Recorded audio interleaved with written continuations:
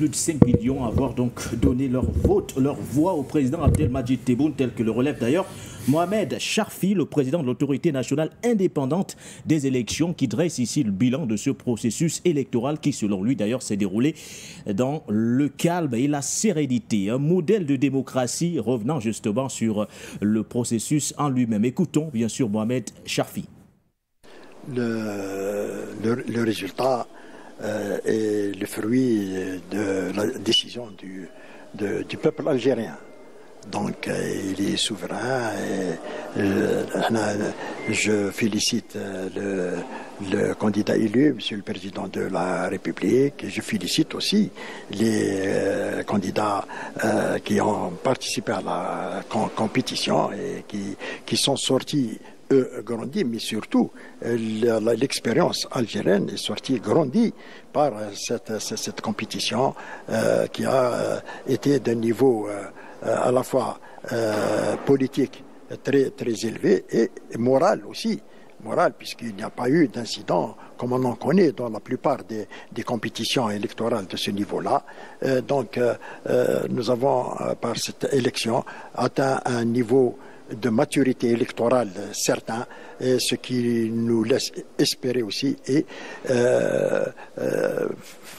diriger nos efforts pour atteindre la maturité démocratique. Voilà. Vous avez donc écouté, messieurs, la réaction du président de l'autorité nationale indépendante des élections. Il s'agit bien sûr de Mohamed Charfi. Parleriez-vous aussi, Linda Larbaoui, d'un niveau de maturité électorale certain au regard justement de ce processus électoral transparent, selon bien sûr l'organe en charge de cette élection, ou alors tout simplement que traduisent ces résultats? On parle de 94,65% de voix obtenues par le président Abdelmadjid Tebboune pour un peu plus de 5 millions d'Algériens ayant voté pour ce dernier, avec un taux de participation de 48,03%.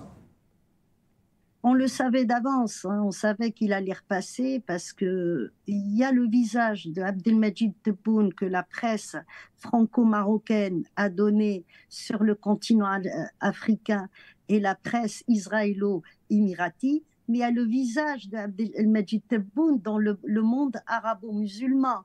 Si vous allez, vous allez au Liban, en Syrie, en Égypte, eh ben, c'est ces gens-là qui l'ont appelé tonton Tebboune, ami Tebboune. Il a pas on l'appelle pas président, on lui a donné ce surnom.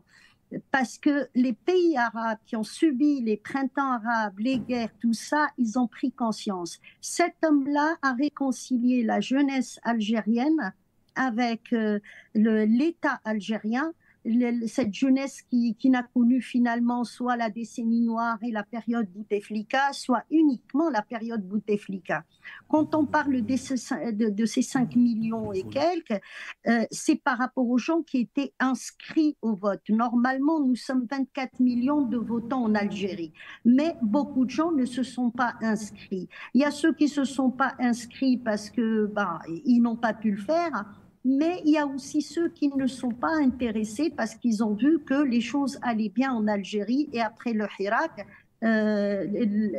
l'Algérie a pris une autre tournure. On s'est débarrassé de ce que nous avons appelé la Issaba, le gang, que le frère de Bouteflika nous a ramené. Il nous a créé des oligarques, ils ont pillé le pays, et quand M.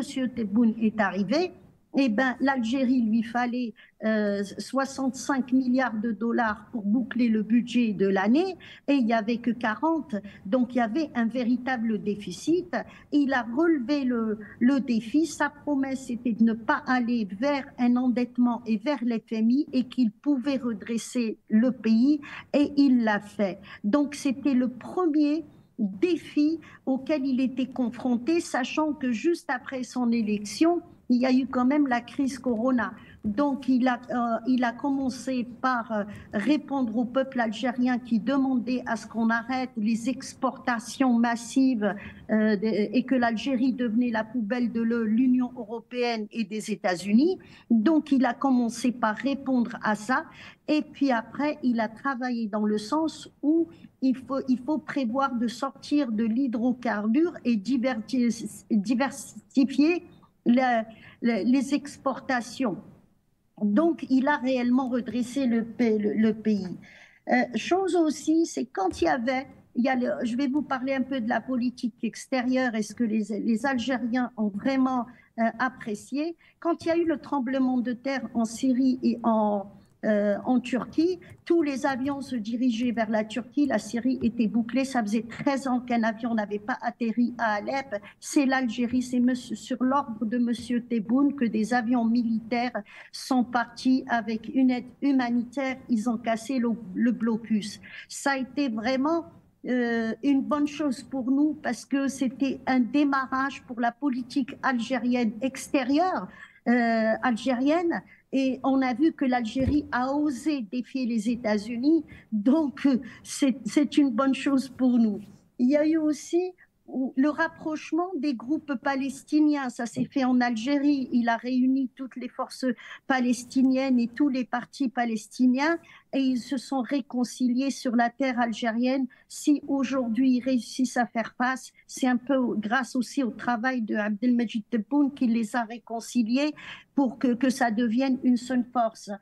Il y a le retour de la Syrie à la Ligue arabe. C'est Abdelmajid Tebboune qui a tout fait pour que les Arabes reprennent la Syrie qui était membre fondateur de la Ligue arabe et pour qu'elle retourne au sein de cette Ligue. Il y a eu le rapprochement entre l'Iran et la Turquie. Donc, un véritable rapprochement et des véritables investissements avec l'Iran et la Turquie dans les deux sens, hein, c'est-à-dire l'Algérie investit en Iran, en Turquie, et les Turcs et les Iraniens investissent en Algérie. Le soutien aussi à l'Égypte. Actuellement, on essaye de provoquer une guerre, c'est la dernière chose, c'est les derniers dossiers, ça, par rapport à l'Égypte. Donc l'Algérie soutient l'Égypte au cas où elle rentre en guerre, dans tout, dans la logistique, dans les armes, dans les munitions, dans le carburant et dans le gaz surtout, parce que l'Égypte se fournit en Israël et les Israéliens y menacent de couper le gaz. Il y a eu aussi les Libanais sont restés quelques jours sans électricité parce que le Liban est sous sanction. Donc c'est M. Abdelmajid Tebboune qui a fait un don aux Libanais au niveau du carburant, au niveau du gaz, pour qu'ils puissent bénéficier justement de l'électricité comme ça l'était avant. Et il est en train de signer des accords avec des prix privilégiés pour les Libanais, pour qu'ils ne tombent plus dans cette crise justement d'énergie et d'électricité. Voilà.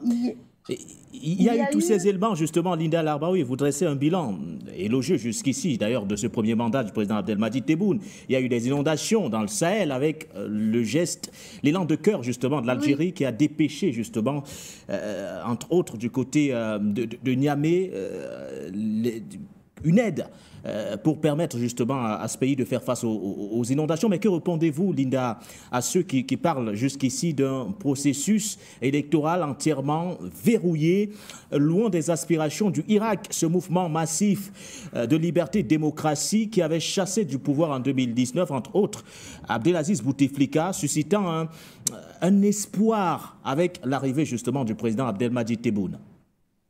Eh ben, depuis un an, il y a une contre-attaque qui a commencé à se faire de la part des médias français, marocains, émiratis, tout le clan de l'aide de l'Occident. Parce que Tebboune avait répondu à la presse, il répond tous les 3 ou 4 mois, il reçoit la presse et il a dit peut-être que je vais me représenter. À partir de ce moment-là, il a commencé à subir des attaques et l'Algérie a commencé à subir des attaques.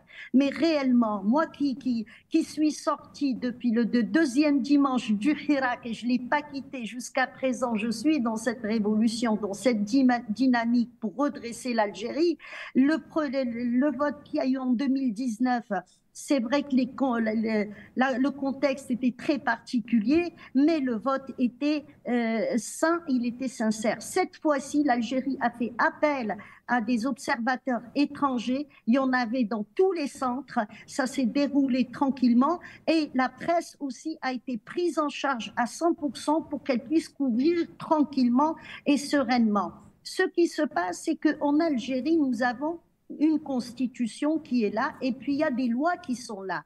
Tout le monde ne peut pas se présenter aux élections.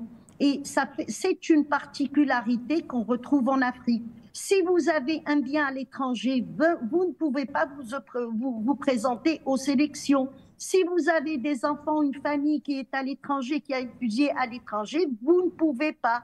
Il y a plein de choses comme ça qu'on n'accepte pas. Tout est défini par la loi. Les dossiers, quand on les donne, si le dossier est normal, il est accepté. Mais pour ne pas subir, nous voyons actuellement comment agissent les pays occidentaux. La pression, les biens mal acquis, donc ils vous créent plein de choses. Et l'Algérie s'est couvert de tout ça.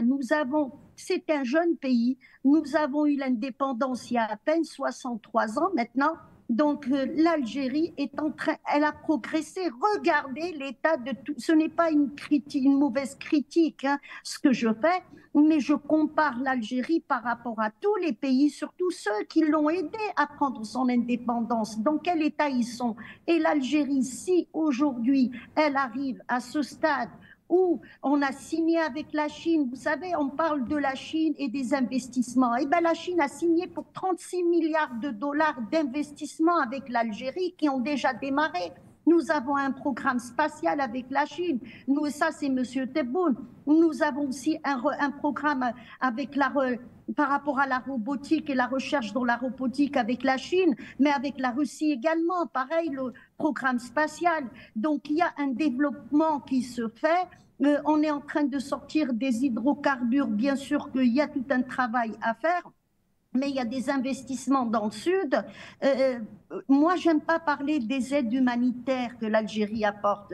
Si je dois parler de ça, dès qu'il y a eu la fermeture de la CEDEAO contre le Mali, eh ben le soir même, il y a un avion d'aide humanitaire qui est arrivé au Mali. Et puis pendant 8 jours, tous les jours, il y a eu un avion qui est arrivé. Mais je ne parle pas de l'humanitaire comme l'État algérien ne parle pas de l'humanitaire. Si j'ai parlé de la Syrie, c'est par rapport au blocus et le défi auquel M. Tebboune a fait. C'était les États-Unis qui ont mis ça en place. Il ne fallait pas aider la Syrie.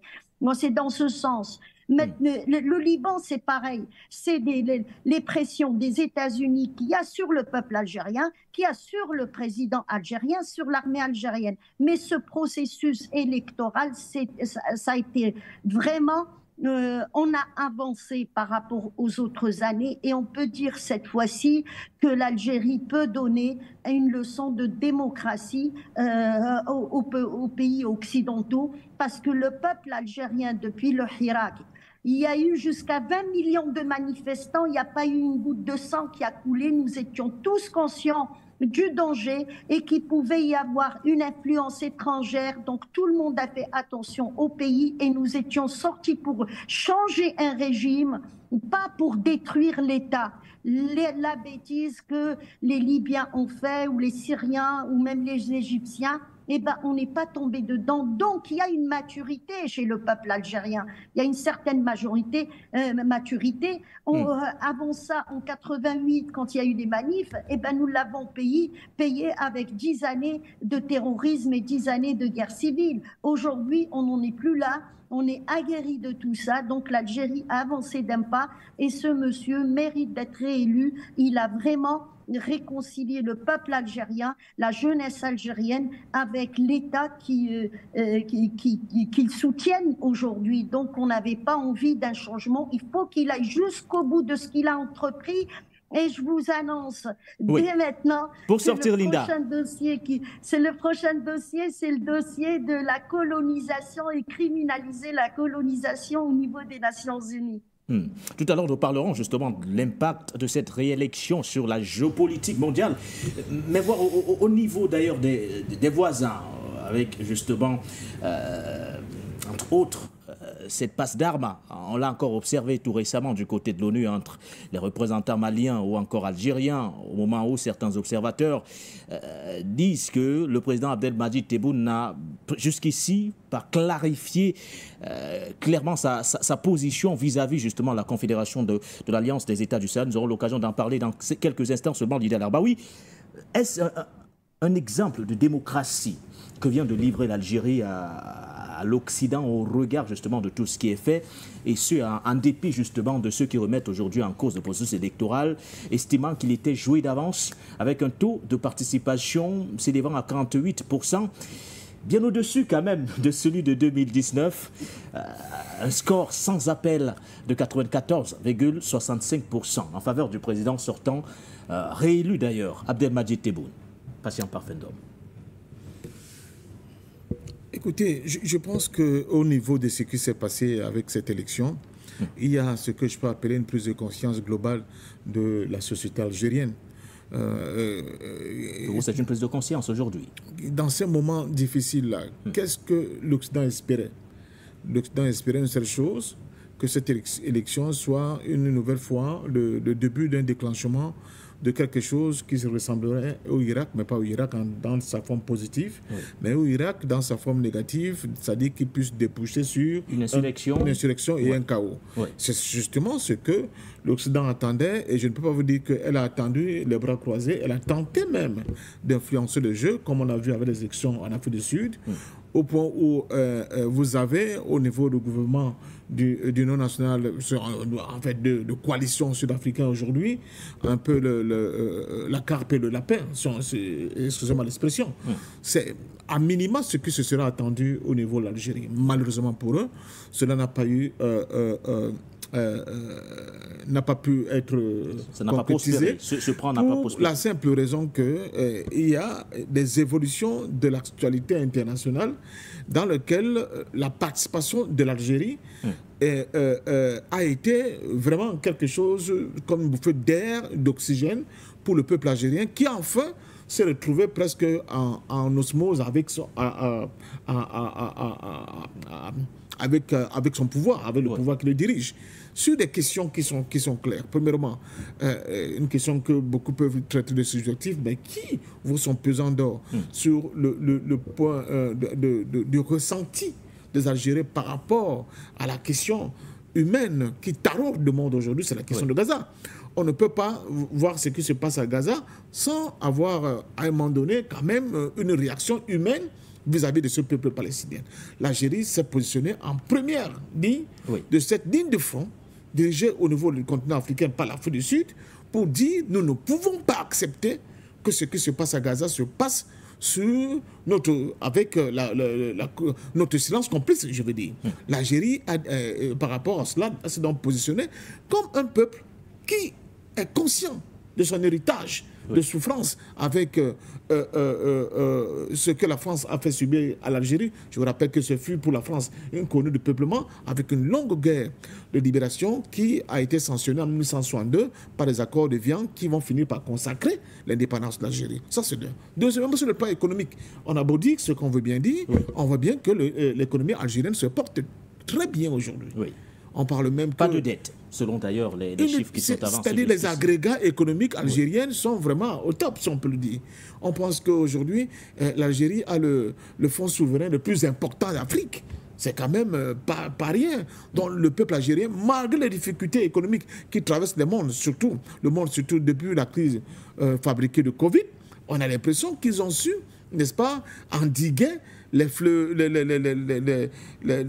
fléaux subséquents à cette crise de Covid, dont certains pays dans le monde et en Afrique particulièrement continuent aujourd'hui de tenter de digérer avec beaucoup de difficultés. Donc sur le plan économique, l'Algérie se porte bien et ça fait le plaisir. Donc c'est une réélection logique pour vous? Mais c'est une réélection qui, à l'aune des différentes réalisations et de la projection de l'Algérie aujourd'hui comme une puissance, n'est-ce pas, dans le monde qui veut participer à l'éclosion d'un monde multipolaire. J'oublie quand même l'admission de l'Algérie au sein de la Banque des BRICS, qui n'est pas rien, ce qui veut dire quand même que pour le peuple algérien, enfin, il y a comme une réconciliation entre le peuple et l'élite au pouvoir qui leur fait penser, n'est-ce pas, aux années glorieuses, n'est-ce pas, de la lutte de libération algérienne vis-à-vis de l'occupant français.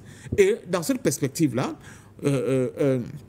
le président Tebboune, qui était comme le capitaine de cette nouvelle philosophie politique de l'Algérie, ne pouvait que recevoir de la part de ses concitoyens un certain nombre. Même si certains brandissent patient par fin d'homme, ce n'est pas pour vous couper, juste pour vous lancer, ce taux de participation de 48,03%, estimant qu'il est faible. Estimant d'ailleurs qu'une majeure partie des Algériens a jugé inutile d'aller, du moins de se rendre aux urnes, parce que cette partie-là estimait que rien n'allait changer et qu'on allait retomber dans les années avant ce fameux mouvement du Irak.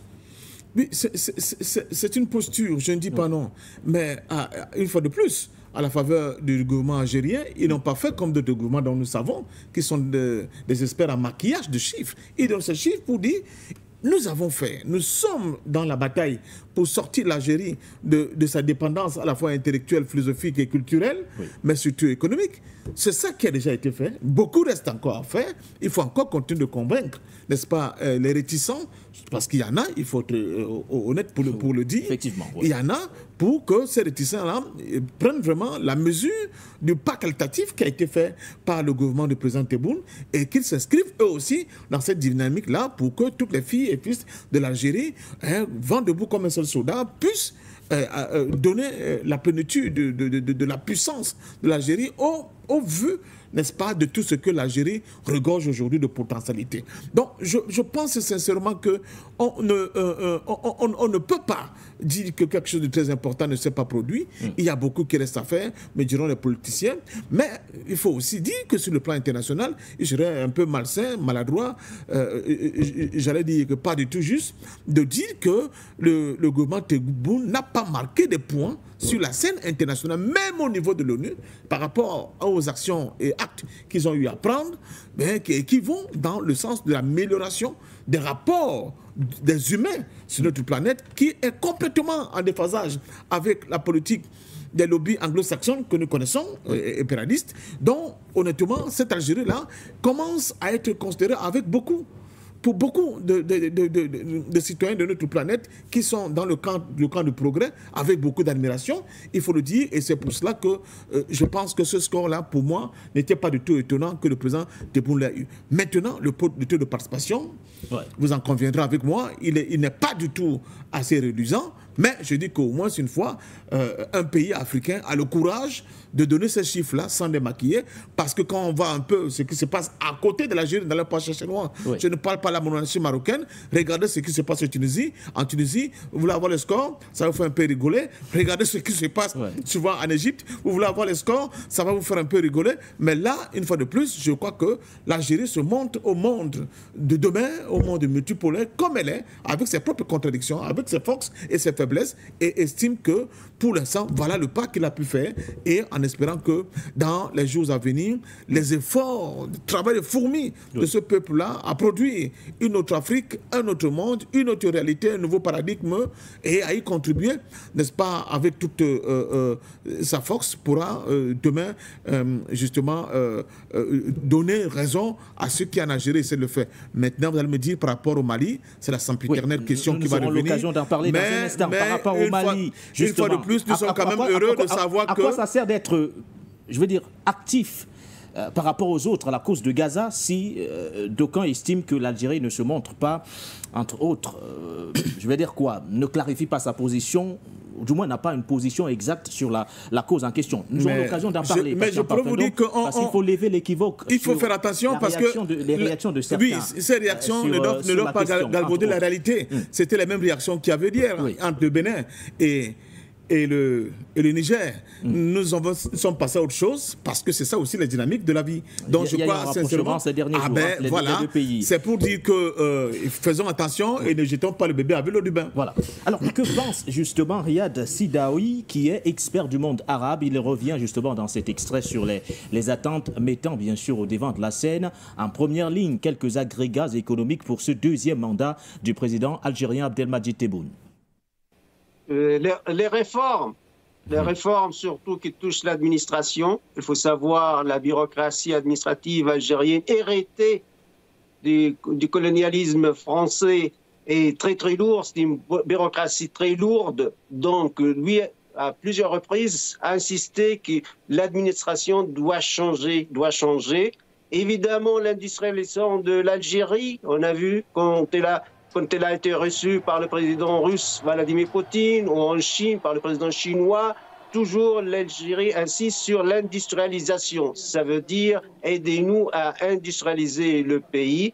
Elle est dans une position économique très confortable. Pourquoi? Parce que la rente d'hydrocarbures, que ce soit de pétrole ou de gaz, est excellente. Donc il y a beaucoup de cash et doit être investi dans le domaine industriel et l'industrialisation et évidemment le domaine agricole. Parce qu'aussi l'objectif du président Abdelmadjid Tebboune, c'est de quitter la dépendance sur la recette d'hydrocarbures. Ça veut dire diversifier l'économie, industrialiser le pays, l'autosuffisance de tous les produits agricoles, le blé, etc. Ce sont les grands objectifs. Elle a été élue à 94%. Ce n'est pas une surprise parce qu'elle est soutenue par les deux plus puissants partis politiques en Algérie, à savoir le FLN, le Front de Libération Nationale, ce parti historique, et le RND, le Rassemblement National Démocratique, puisqu'ils ont la majorité au sein du Parlement algérien. Certes, lui, il est candidat indépendant, libre, mais soutenu par les deux plus puissants partis algériens. Donc, surtout par la jeunesse, parce que avec le président Abdelmadjid Tebboune, c'est pour la première fois que l'Algérie donne des indemnités de chômage. Donc c'est le welfare state, c'est l'État-providence qui est en train de s'installer en Algérie. Ça veut dire si vous ne travaillez pas, vous n'avez pas de revenus, l'État a l'obligation de vous aider avec des indemnités de chômage. La réaction de Riyad Sidaoui, un expert d'ailleurs du monde arabe sur cette réélection du président Abdelmadjid Tebboune. Linda, dans votre première prise de parole, vous avez pris, ou du moins, vous avez illustré, ou du moins pris un exemple, entre autres, plusieurs illustrations, le cas du Liban avec justement l'implication récente encore de l'Algérie. Vous êtes revenu sur la situation à Gaza, le Conseil de sécurité des Nations Unies. Des exemples, pour vous, ils sont clairement légion aujourd'hui. Mais qu'en est-il du cas des voisins? La question malienne revient et préoccupe de plus en plus et on ne peut pas ne pas en parler une fois de plus avec la réélection du président Abdelmadjid Tebboune. Est-ce que durant ce mandat, votre pays, l'Algérie, va clairement clarifier sa position vis-à-vis des dynamiques qui sont impulsées au sein de la Confédération de l'Alliance des États du Sahel? C'est marrant, tout le monde demande à l'Algérie de clarifier la situation. Pourquoi on ne demande pas aux autres pays de clarifier leur situation? C'est toujours à l'Algérien qu'on demande de faire des efforts. Et c'est ça notre problème, à toute la population algérienne, pas uniquement au président Tebboune. C'est quoi clarifier la situation? L'Algérie l'avait clarifié, on refait le CEMOC avec d'autres. Bien sûr, la situation a évolué depuis 2010, donc on part sur autre chose et sur une défense commune dans le Sahel. Eh bien, le Mali a choisi sa voie. Le Mali a ramené sa dette, les Turcs, et il a ramené Wagner. On ne peut pas s'ingérer dans ces problèmes. Il peut ramener qui il veut. Le Mali est libre, le Mali est souverain. Donc, déjà, la partie malienne n'est pas claire. Il faut qu'elle soit claire. L'Algérie. Vous faites allusion à quoi précisément quand vous dites qu'elle n'est pas claire, la partie malienne? Je vais finir avec ça. Pour ne pas qu'on agresse militairement le Mali, le Niger aussi. Le Mali a fait des promesses, des promesses, des promesses. Le Mali a fait des promesses d'aller vers des élections. Pour faire un référendum, ils ont pu faire un référendum qui était vis-à-vis de l'opinion internationale illégal. Hein, ça, c'était une élection. Mais pour aller vers des élections présidentielles, non, tout est gelé pendant 5 ans. Toute la vie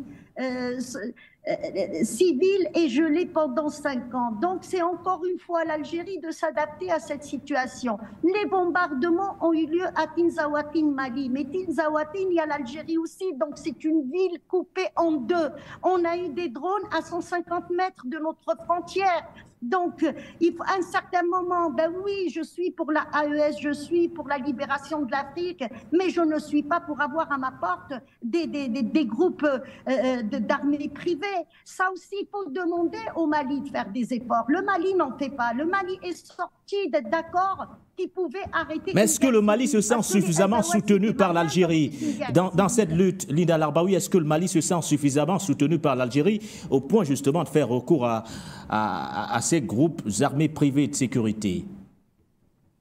Quand les choses allaient bien entre le Mali et l'Algérie, et quand M. Diop nous disait, ben oui, nous restons dans ces accords et tout va bien, le Mali n'a pas cherché 60 millions de dollars, hein, remarquez bien, à quel moment il les a cherchés? Au Mali, vous avez des produits algériens, des produits subventionnés par l'Algérie, hein, qui coûtent beaucoup moins cher. Le Mali n'a pas connu au début de la crise, guerre Ukraine, tout ça, il n'a pas connu une inflation comme celle qu'il connaît maintenant. Il a cru que les Émirats arabes vont lui apporter quelque chose. Les Émirats arabes, actuellement, il y a toute une guerre de 50 pays au niveau des Nations Unies contre les Émirats arabes. Hier encore, il y a des dossiers qui ont refait surface par rapport à l'implication des Émirats arabes au Soudan et les Émirats arabes avec Israël, bien sûr. Et pourquoi il y a eu cette guerre, des véritables raisons. Donc, des gens commencent à parler. Donc, s'ils nous ramènent les Émirats arabes, ils remplacent la France par les Émirats arabes. Et si le Mali va pour faire des accords par rapport à Dakhla, qui est un territoire occupé, un territoire non autonome, un dossier dans lequel l'Algérie n'a rien à voir. Le Sahara occidental, c'est un dossier qui est au niveau des Nations Unies, avant que l'Algérie ne soit indépendante. Avec la propagande marocaine, non, c'est l'Algérie. Maintenant, si le Mali veut une souveraineté, il veut son indépendance, mais il veut aller occuper une ville qui est déjà occupée. Le Mali dit qu'il faut discuter avec les Maliens à Bamako, mais il va voir Haftar là où il est. Encore un gang de mercenaires que nous avons en Afrique. Donc, qui a tort, qui a raison dans cette histoire? Voilà. Patient Parfendom, sur le sujet, parce que je sais qu'ils seront nombreux à revenir sur les rapports entre les deux pays tout à l'heure lorsque nous aurons le standard. Ils seront nombreux à remettre le débat sur la table, parce qu'à chaque fois qu'on parle de l'Algérie, on ne peut pas ne pas parler du Mali. À côté de ça, à côté de cette réélection, on a parlé du rapprochement beaucoup plus accru entre Alger et Pékin. On a parlé du rapprochement entre Alger et Moscou. On va très loin, mais alors qu'à côté, d'aucuns remettent en cause aujourd'hui la politique algérienne vis-à-vis du Mali. Que répondre justement à ceux qui estiment que l'Algérie ne joue pas franc jeu, ou du moins ne clarifie pas sa position, et que cette réélection du président Abdelmadjid Tebboune s'inscrira dans la continuité justement de cette ambiguïté? Ben, c'est un point de vue qu'on peut respecter. Nous sommes d'analyse, personne d'entre nous ne possède la science infuse, oui, n'est-ce pas? On n'a pas la capacité de lire l'avenir à tout bout de champ, mais on peut quand même, sur la base d'un certain nombre d'éléments qui se produisent sur nos yeux, essayer de questionner un certain nombre de choses. Oui. Premièrement, tout à l'heure, je parlais des relations qui étaient tendues entre le Niger et le Bénin. Oui. On voit bien que, après que les joutes verbales et autres tentatives même de cloisonnement ont vu jour, oui, on assiste à, n'est-ce pas, à un processus, n'est-ce pas, de dégel, n'est-ce pas, de retour à la normale des relations entre les deux pays, avec les conséquences qui en suivront pour le bonheur d'ailleurs des peuples des deux côtés de la frontière. On peut quand même aussi faire remarquer qu'il y a quand même un pays qu'on appelle le Niger, qui est lui aussi membre de l'État de la Confédération de l'AES, mais qui a notre type de rapport quand même avec l'Algérie. Très poussé, très approfondi. Du coup, on se pose la question, mais comment ça peut se faire? Voilà, comment c'est possible, justement, qu'on remette en cause la relation particulière entre le Mali et l'Algérie, alors que le Niger, qui est membre de cette confédération, entretient des relations beaucoup plus approfondies avec la même Algérie? Sur le plan économique, sur le plan militaire, sur le plan sécuritaire, sur le plan humanitaire. Je rappelle quand même que les deux pays ont une force mixte, n'est-ce pas, qui sécurise la frontière des deux côtés. Une force mixte, hein, c'est pour dire, c'est-à-dire que le travail de sécurisation, oui, le balai incessant des troupes, n'est-ce pas, se fait de manière commune. Oui. Mais pour faire la paix, il faut qu'on soit deux. On ne fait pas la paix tout seul. Ce que j'ai reproché, et je continue de reprocher à certains de nos téléspectateurs, et même à la diplomatie malienne, c'était d'ouvrir très vite le feu contre l'Algérie. Et j'analysais à l'époque, admettons même que les éléments qu'ils mettent devant soient des éléments vérifiés ou bien vérifiables, stratégiquement, on apprend en politique, n'est-ce pas, sur le plan de la dialectique politique, qu'on n'ouvre pas tous les fronts au même moment. Premièrement. Deuxièmement, on n'a pas pris le temps de constater qu'il y a beaucoup de vidéos, de documentaires qui circulent sur la toile, mais donc quand on va chercher la provenance et qui les a tournés, l'authenticité, on se rend bien compte que notre ennemi a compris que c'est aussi l'un des points faibles par lequel il faut passer pour continuer de les affaiblir. Maintenant, sur le plan pragmatique, quel est l'intérêt de l'Algérie de se brouiller et d'être une base arrière de la déstabilisation du Mali aujourd'hui, alors que les deux, en réalité, suivent le même processus de libération de toutes les formes d'assujettissement, surtout venant du bloc occidental. Donc, je crois qu'il y a des non-dits, deux, beaucoup de compréhension, trois, le fait que, à mon sens, le Mali, par sa diplomatie, a tout fait d'embarquer un certain nombre d'Africains qui sont chauffeurs à blanc et qui n'ont pas la retenue nécessaire dans une direction qui n'était pas, de mon point de vue, très bonne. Maintenant que Tebboune est élu, l'appel que je lance au président est réélu, autant pour moi, j'appelle au président Tebboune, je réinsiste là-dessus.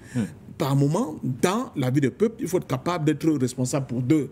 C'est l'Algérie qui se considère aujourd'hui, au vu de tout ce que nous venons de développer, avec cette peur relative comme l'aîné, c'est à elle, n'est-ce pas, de faire l'effort, d'aller vers le jeune frère, si je peux appeler jeune frère comme ça. Bon, là encore, ne m'amenez pas les questions raciales, parce que ça ne va pas beaucoup m'intéresser.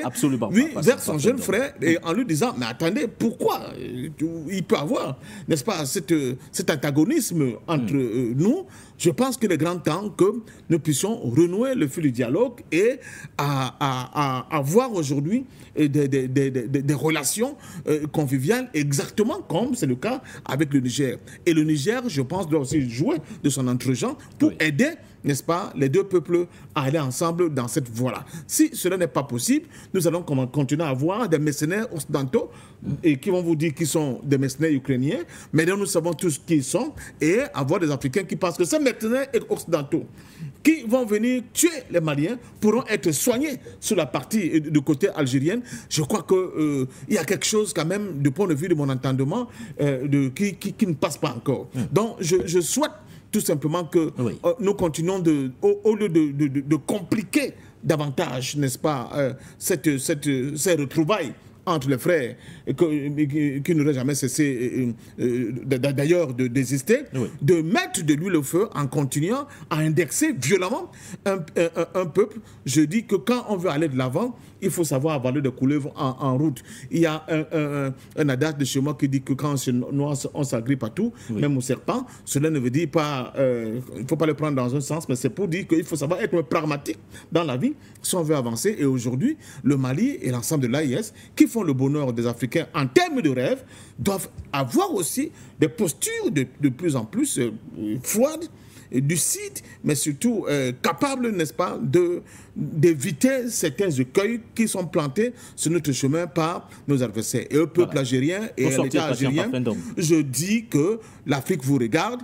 Nous attendons de vous, avec cette nouvelle élection du président Tebboune, un pas, n'est-ce pas, fraternel et amical du côté de vos frères de Mali, pour que cette dissension, au moins médiatique, qui n'a que trop duré, puisse, n'est-ce pas, être réglée très rapidement, et que la question des Touaregs, qui, je le rappelle, ne sont pas que au Mali, mais dans toute la bande sahélienne et dans ces États, puisse être réglée comme Kadhafi avait su bien régler les questions de ces peuples, de ces ethnies, de ces tribus qui écument la bande sahélienne.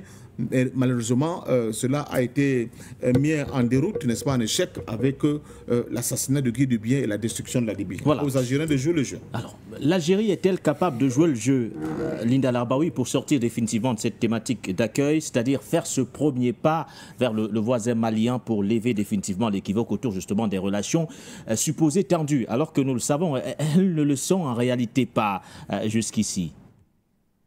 Il y a une histoire commune des deux pays. L'Algérien n'a jamais oublié le bienfait du Mali. Mais quand vous achetez des armes à quelqu'un pour qu'il puisse se défendre et ces armes se retournent contre vous, c'est ce que le Mali a fait. Les premières armes que le Mali a eues pour les FAMA, c'est l'Algérie qui les a payées. Quand M. Choguel Maïga est sorti dire on a acheté ça avec des fonds propres, c'est la Russie qui a publié dans un journal russe que c'est l'Algérie qui a mis le plus gros paquet et quelques armes ont été offertes par la Russie. Donc ces armes se sont retournées contre l'Algérien aujourd'hui. Il y a les Émiratis avec eux, il y a le Maroc avec eux. Quand vous avez une frontière qui ne dit pas son nom, où il y a un petit mur et les populations traversent d'un côté et d'un autre sans aucune ambiguïté. Hein. Il y a des Maliens qui vivent en Algérie. Aucun Malien n'a été attaqué jusqu'à là. Et on ne mélange pas l'État malien avec la population. C'est des frères. Nous sommes des frères. Tous les peuples africains sont des frères. Mais quand vous entendez les Blancs, il faut les dégager de là.